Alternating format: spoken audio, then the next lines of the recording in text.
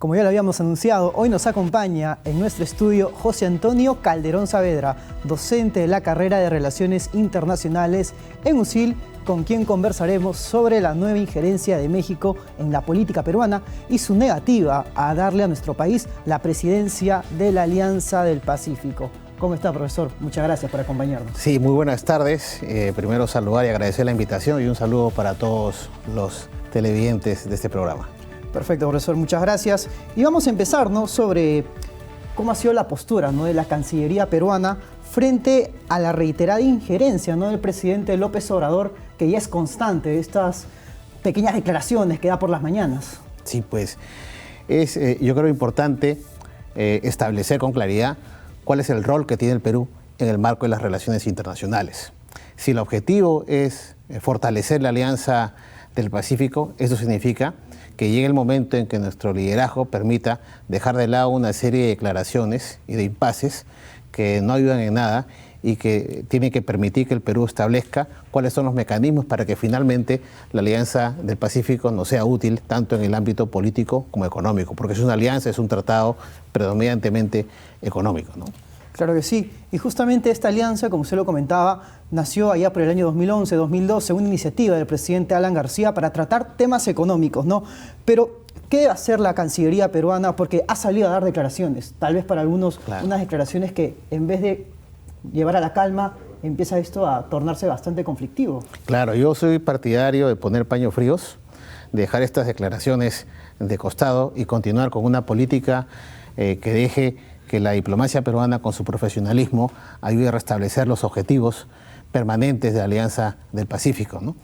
Hago este comentario porque me parece que responder mediante comunicados o mediante documentos escritos no hace sino que enfrentar a las partes y profundizar una crisis que en estos momentos no nos conviene. Más bien es una oportunidad para demostrar que el liderazgo del Perú está en recomponer la eficacia y la vigencia de la Alianza del Pacífico.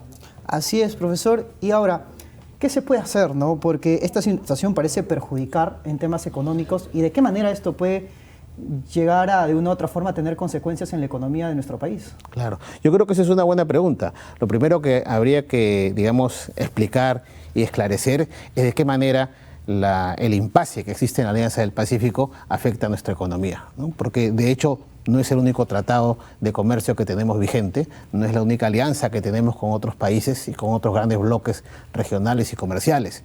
En consecuencia, hay que ver si efectivamente la coyuntura permite seguir apostando en la Alianza del Pacífico por el momento, o si no, dejarla reposar y esperar que cambien las cosas, porque lo cierto es que aquellos gobernantes de países vecinos probablemente tienen para un tiempo más.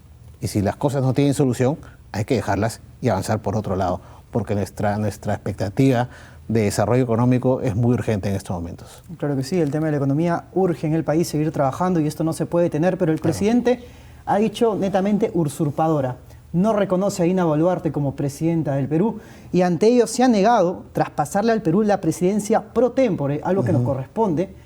Y nos preguntamos si es necesario que México nos haga ese traspaso, o de qué manera se puede solucionar para que esto no se detenga. Claro, una de las características que hay en las relaciones internacionales es que debemos también entender que este tipo de intercambio de declaraciones se dan entre los líderes de las grandes potencias de manera permanente, fíjense ustedes, entre China, Rusia, con los Estados Unidos, y en ningún momento esto llama digamos, a la reflexión si es una interferencia, si es una injerencia, ¿no? Forma parte del juego de las relaciones internacionales, muchas veces este tipo de declaraciones.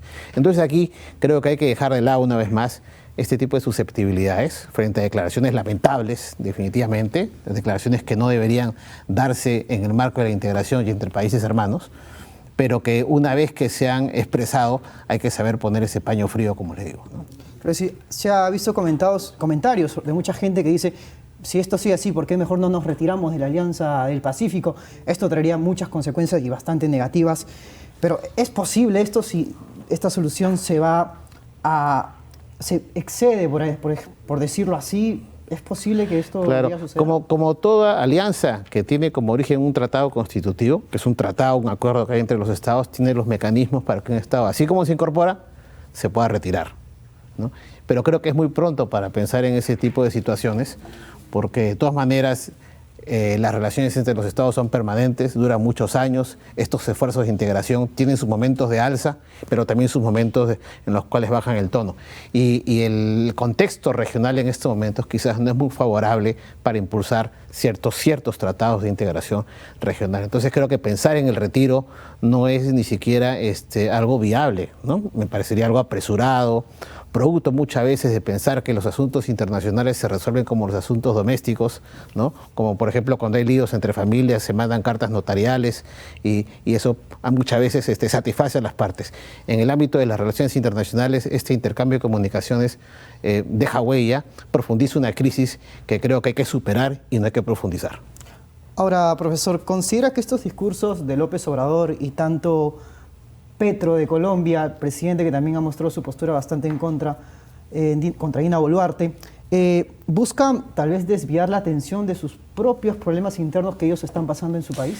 De hecho, en el marco de las relaciones internacionales, uno de los elementos a analizar cuando este tipo de discrepancias se manifiestan es que ver si efectivamente responden a una crisis interna. Puede ser que sí, no estaría de más pensar que esa es una posibilidad.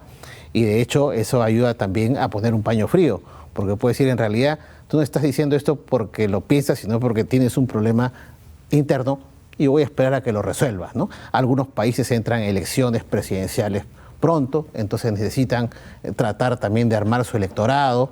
Algunos países llegará el momento en que entrando una elección, como en el caso de México, tratarán de bajar estos temas porque saben que no les conviene estar enfrentado a un país hermano en el cual hay población peruana que vive en México y que también tiene una voz y un voto que explicar. Entonces hay que tener cuidado, digamos, en este tipo de opiniones que yo creo que probablemente no se dan cuenta que más hacen en afectar una integración regional y así sea económica que en vez de favorecerla. Claro, pues sí, profesor. Una vez más agradecer el día de hoy por visitarnos aquí a nuestro set de televisión. Muchas gracias por su tiempo, profesor. Muchas gracias a esta invitación y finalmente agradecer una vez más a todos y dejar ese mensaje que en estos momentos necesitamos apostar por la Alianza del Pacífico, recomponerla y dejar un liderazgo que es necesario antes de profundizar una crisis que es innecesaria. Así es, como ha dicho el profesor, hay que continuar, esto no se puede parar porque no hay duda alguna que la Alianza del Pacífico no solamente beneficia al Perú, sino también beneficia a los otros 3 países que lo conforman. Y bueno, hay que seguir tratando de incentivar y llevar siempre a la vía del diálogo y la calma. Nosotros nos vamos a una breve pausa comercial y ya regresamos aquí en UCIL Noticias. Ya volvemos. Cuando se pensaba en lo peor, Rusia prorrogó por 2 meses más su acuerdo agrícola con Ucrania a través